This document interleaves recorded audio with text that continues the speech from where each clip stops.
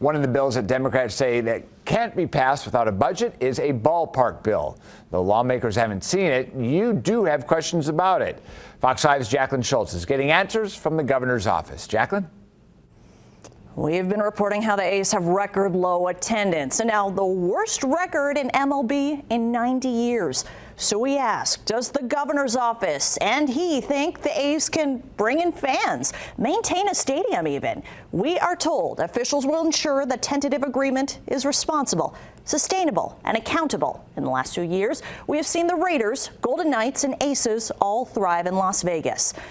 Some Clark County officials were concerned if the A's couldn't pull in fans and pay their debts, your property taxes could go up if reserves run out. So how are lawmakers making sure your taxes are not affected? The MLB stadium bonds will require a full year's worth of reserves, accelerated allocation of waterfall funds, then creating a second year's reserve fund.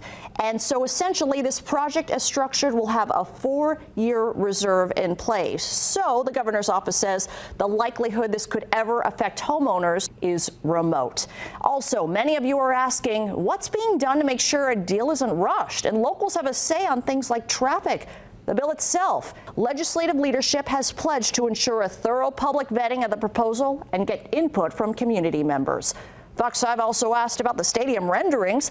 The governor's office referred us to the A's. We've emailed the A's twice this week and have not heard back just yet. We have the full recap of the questions and answers on our website, fox5vegas.com.